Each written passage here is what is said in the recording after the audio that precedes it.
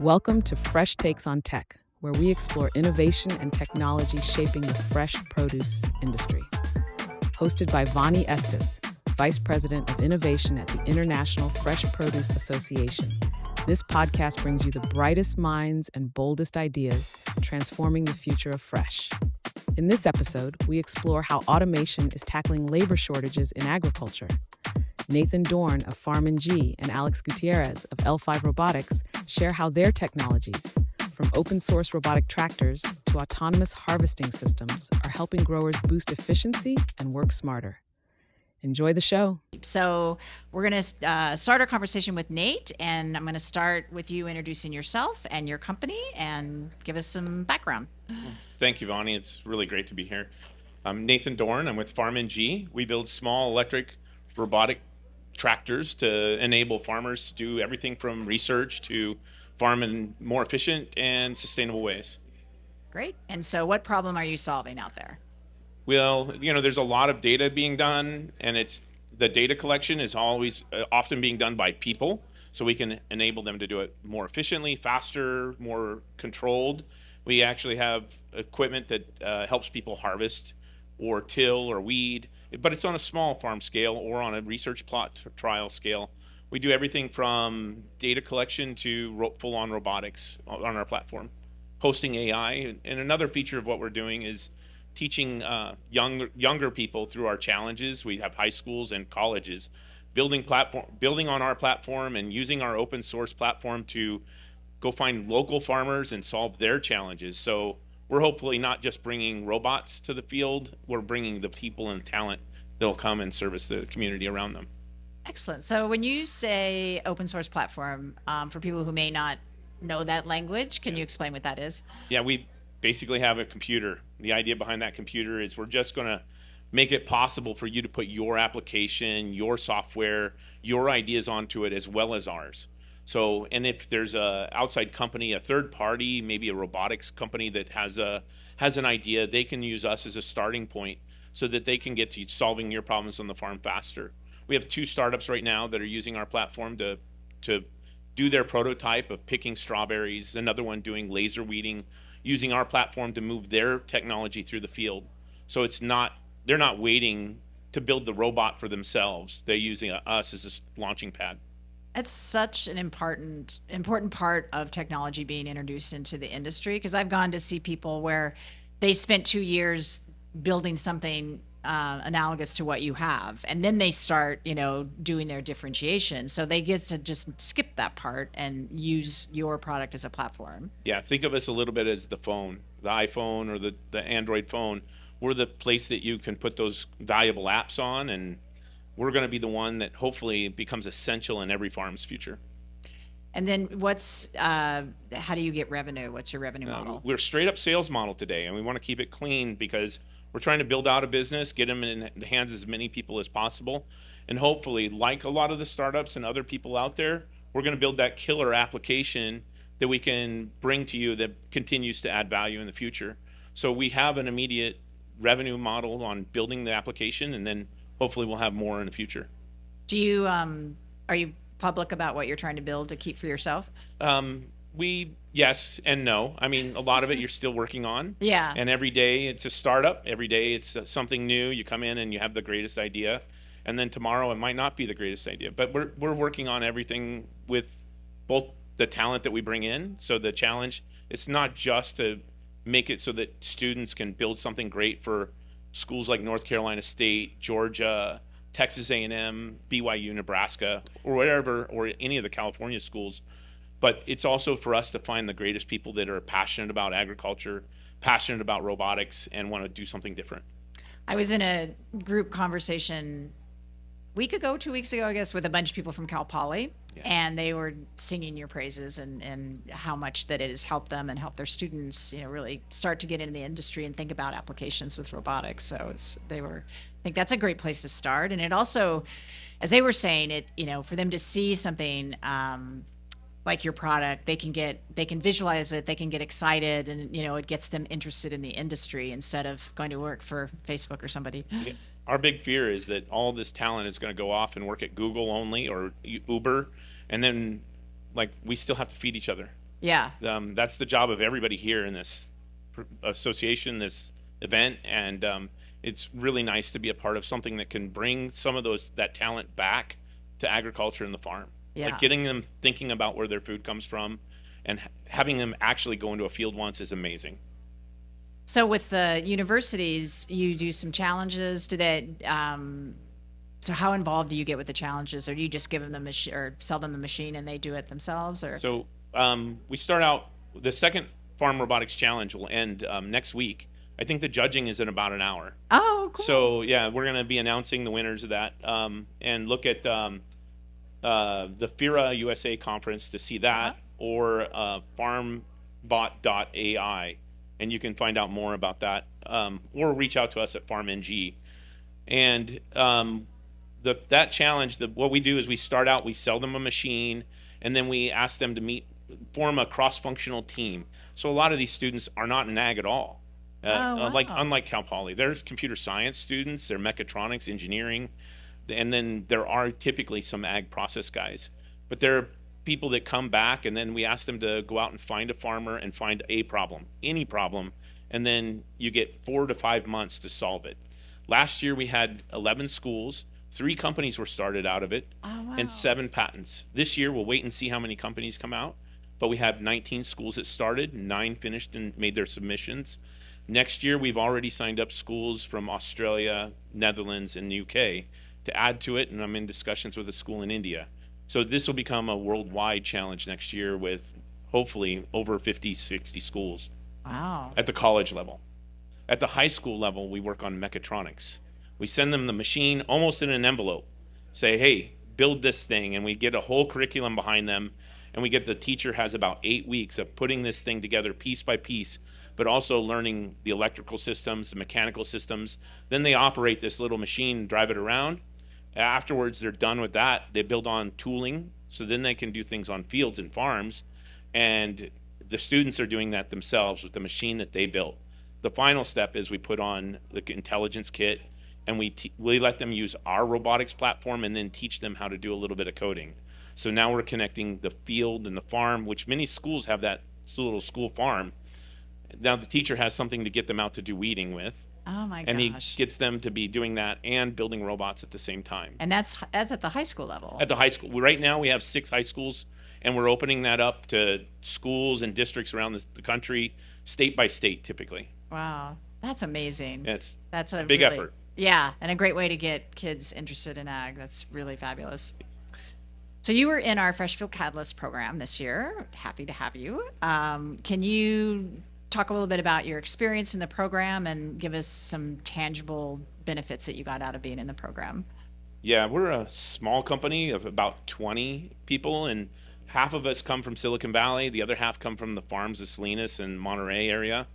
And I personally have worked with some of them in the fields picking strawberries in the past. So it's a really cool cross-functional group of people to be working with. And we know some of the farming community and a lot of the people around it, but to be taken by IFPA or the Fresh Produce Association out to the farms and given that moment of like personal connection. You're here to tell me about your challenges and I'm here to listen. That was pretty invaluable. Like I knew a lot of those people, and having that moment where we were there to solve the problem, it's really hard to do over a normal day. Yeah, no, I love that about the program because I run into those people a lot, but you never get to like stand out in the field and talk about their problems, like yeah, that's we were in Tehachapi, yeah, we were in Salinas. I mean, we were everywhere. It was great. Yeah. Wasco. Yeah. So can you think of either one type of relationship or a potential sale or something specific that happened out of the program? Oh, yeah. I mean, I don't want to like get too deep into customers yet. No. Just, I mean, there were probably 4 customers that not only visited with us, but then scheduled follow-ups, and we have trials with each of them, largely because of that Catalyst program. So, and then to add to it, we actually have relationships with some of those people who are on the bus. They took our platform and we spent that week with them, even learning more about their business and facilitated more stuff.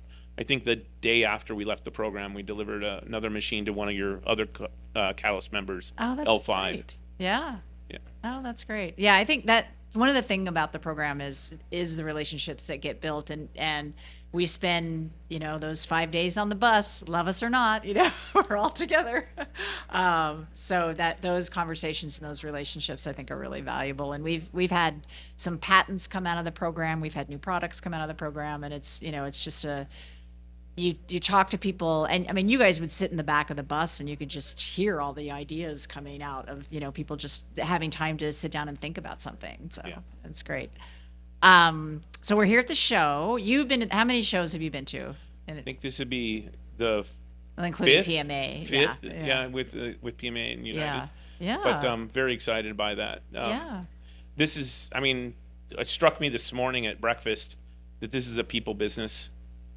Just watching people come up to each other and really be connected, and like that comment about fighting for agriculture and fighting for produce and fighting for fresh. I mean, that really resonates to me, because I mean, we're friends in this, and we're trying to do something and preserving the way that we deliver food to the industry and to the world.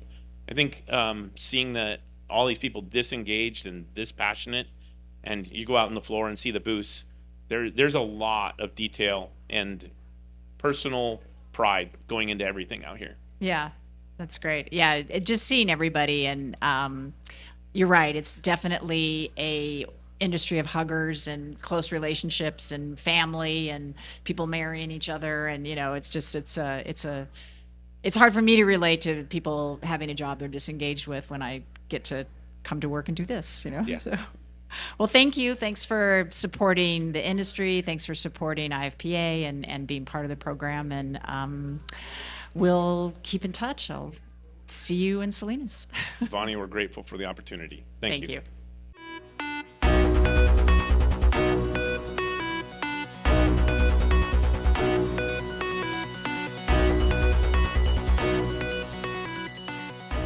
Today I have Alex, and I'm going to ask Alex to just talk about his company and his technology. And if you would, talk a little bit about your background and where you came from, just to give people a sense of what great superstars we're bringing into the industry. Oh, sure. So I guess whenever I talk to people, by the way, my name's Alex Gutierrez.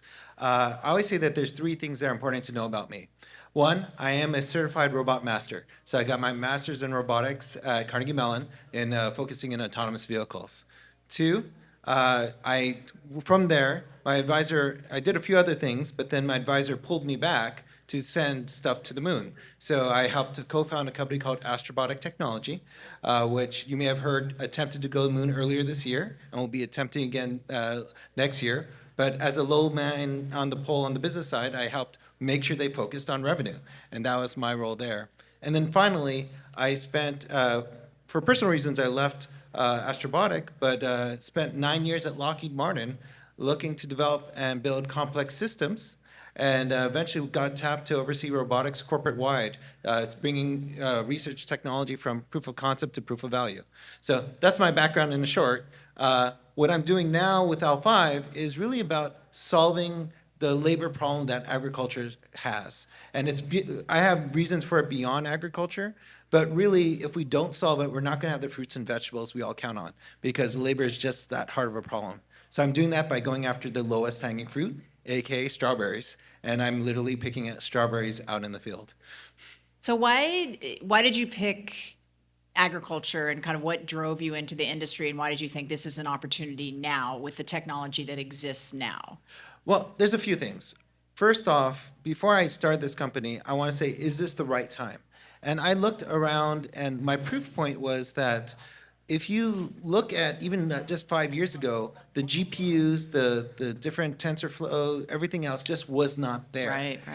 But That's why those companies that started then don't exist anymore. Exactly. Yeah. Whereas when I started this company, my test was, could I do a computer vision system with just a computer in the afternoon? And I could. Something that would have taken a PhD thesis before, I could do in about 2 or 3 hours. So the time was right from that standpoint. Time was right also in terms of the hardware that's been kind of coming down in cost and going down steadily in terms of resource and reliability, or increasing reliability.